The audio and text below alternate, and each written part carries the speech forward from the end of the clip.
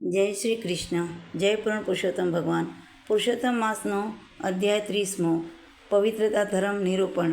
નારદ બોલ્યા, હે તપના ખજાના રૂપ, પ્રથમ તમે પતિવ્રતા સ્ત્રીથી સ્તુતિ કરી, હવે તેના સઘળા લક્ષણો મને ટૂંકાણથી કહો. સૂત બોલ્યા, પૃથ્વીના દેવો, આ પ્રમાણે નારદે પ્રેરણા કરેલા જૂના મુનિ નારાયણે પોતે પતિવ્રતાના સર્વ લક્ષણો કહેવા લાગ્યા. શ્રી નારાયણ બોલ્યા, હે નારદ, સતી સ્ત્રીઓનું ઉત્તમ વ્રત કહું છું, તે સાંભળો. સારી સ્ત્રીઓ પતિ કદરૂપો, દુરાચારી, ખરાબ સ્વભાવવાળો, રોગી, પિશાચ જેવો, ક્રોધી, દારૂ પીનાર, વૃદ્ધ, બેવકૂફ, મૂંગો, આંધળો, બહેરો, દરિદ્ર, બીકણ, કપટી કે પરસ્ત્રીમાં લપટ હોય તો પણ સદા વાણી, શરીર અને કર્મથી દેવની પેઠે પૂજો. કદી કોઈ રીતે પણ સ્ત્રીએ સ્વામીનું અવળું કરવું નહીં. બાળક, જુવાન અને વૃદ્ધ સ્ત્રીએ પણ ઘરમાં સ્વતંત્રતાથી કશું કામ કરવું નહીં.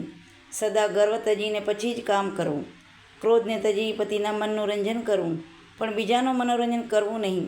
બીજાએ ધનથી લલચાવવા છતાં જે સ્ત્રી મન, વાણી, શરીર અને કર્મથી બીજા પુરુષને સેવતી નથી, તે સ્ત્રી સતી પવિત્રતા જાણવી.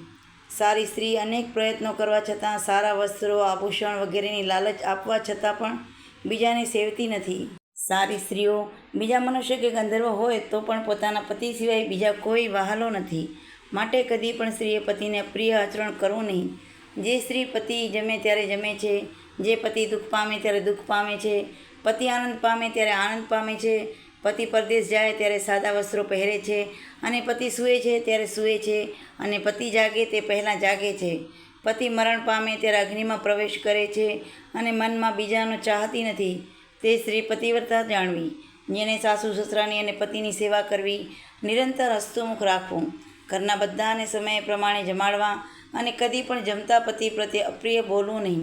દાનને અર્થે આપેલા ધનમાંથી લોભથી કશું પણ ધન દેવું નહીં. બીજાની સાથે બહુ બોલવું, અસંતોષ, બીજાના વ્યાપારની વાતો, અતિ હસવું, અતિ રોષ અને ક્રોધ, આ સર્વ તજવા. પતિ જે ન પીએ, પતિ જે ન જમે, તે સઘળું સારી સ્ત્રીએ તજવું. સારી સ્ત્રીએ પતિના આનંદ સારું શરીરે મસળવું, પીઠી સ્નાન કરવું, શરીરે ચોળી નાહવાનું, ક્રિયા અને દાંતોની શુદ્ધિ કરવી. હે મુનિ, ત્રેતાથી માંડી સ્ત્રીઓને મહિને ઋતુ આવે છે ત્યારે 3 દિવસ છોડ્યા પછી ઘરકામમાં તે શુદ્ધ થાય છે. પહેલે દિવસે ચંડાણી, બીજે દિવસે બ્રહ્મચારી, ત્રીજે દિવસે ધોબણ જેવી રજસ્વલા સ્ત્રીને કહેલ છે, અને ચોથે દિવસે શુદ્ધ થાય છે. અટકાવવાળી સ્ત્રીને સ્નાન, પવિત્રતા, ગાવું, હસવું, રોવું, આંજણ આંજવું, જુગટું રમવું, બહુ સમય સૂવું, દાંતણ કરવું, દેવતાની પૂજા અને દેવોને નમસ્કાર, આ સર્વનો ત્યાગ કરવો. તેમ બીજાએ રજસ્વલાએ અટકવું નહીં, તેની સાથે બોલવું નહીં. રજસ્વલા 3 રાત સુધી પોતાનું મુખ અન્ય પુરુષને દેખાડવું નહીં. જ્યાં સુધી નાહી શુદ્ધ ન થાય ત્યાં સુધી પોતાનું વચન પણ ન સંભળાવવું. રજસ્વલા સ્ત્રીએ નાહીને બીજા પુરુષને જોવો નહીં. સૂર્ય દેવતાનું દર્શન કરવું અને પછી દામના સ્પર્શવાળું જળપાન કરવું. ઉત્તમ સ્ત્રીએ બહારની શુદ્ધિ સારું ફક્ત પંચદ્રવ્ય દૂધ પીવું, અને ઉપદેશ પ્રમાણે નિયમથી વર્તવું. જ્યારે સ્ત્રી ગર્ભવતી હોય ત્યારે સારા વસ્ત્રો, ઘરેણાં પહેરવા અને પ્રસન્ન રહેવું. ખરાબ બોલનારી સ્ત્રીઓ સાથે બોલવું નહીં. વીંઝણાનો વાદ લેવો નહીં. મરેલ બાળક વગેરેને સ્પર્શ કરવો નહીં, અને બીજાને રાંધેલી રસોઈ જમવી નહીં. ભય કે કંટાળો ઉપજાવે એવું કશું પણ જોવું નહીં. ભયંકર કથા સાંભળવી નહીં. અપચામાં ભારે કે અતિ ઊંડો આહાર કરવો નહીં. આ વિધિથી સારી સ્ત્રી સારા પુત્રને પામે છે. પતિથી દૂર વસવું નહીં. પારકા લોકોને ધારીને જોવા નહીં, પણ હેતથી પતિનું મુખકમળ જોવું.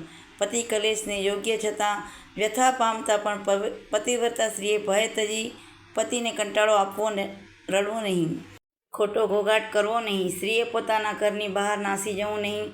જો ઉત્સવ વગેરેને પોતાના ભાઈને ઘેર જવું પડે તો ધણીની સાથે અગર કોઈ સ્ત્રીની સાથે જવું. જ્યારે પતિ પરદેશ જવા તૈયાર થાય ત્યારે સારું મંગલકારી બોલવું, પણ ન જાઓ એવું કદી કહેવું નહીં.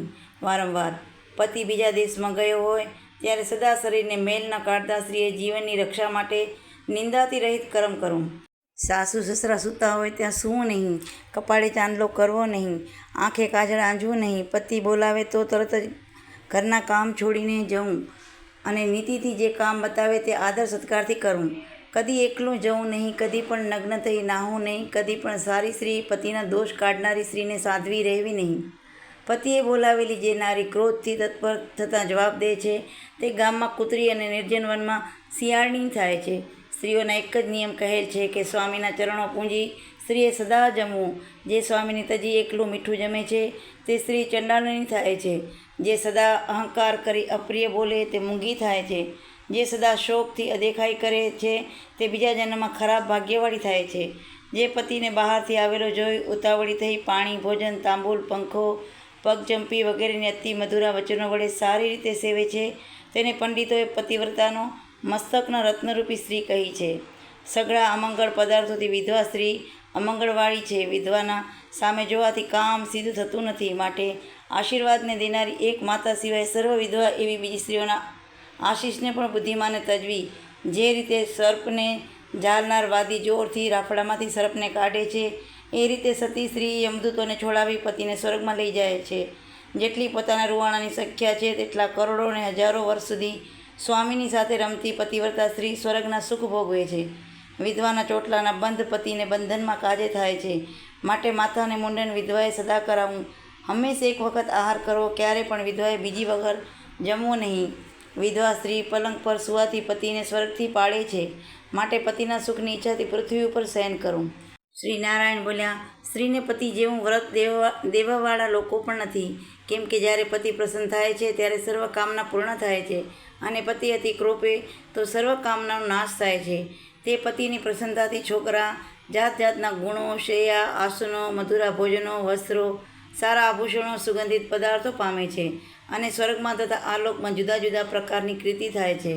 આ પ્રમાણે શ્રી બ્રહ્માંડીય પુરાણમાં પુરુષોત્તમ મહાત્મય શ્રી નારાયણ અને નારદ સંવાદ વિશે પતિવ્રતા ધર્મ નિરૂપણ આ નામનો 30મો અધ્યાય પૂરો થયો. બોલો પૂર્ણ પુરુષોત્તમ ભગવાનની જય. કાંઠાગોર માતની જય. જય શ્રી કૃષ્ણ.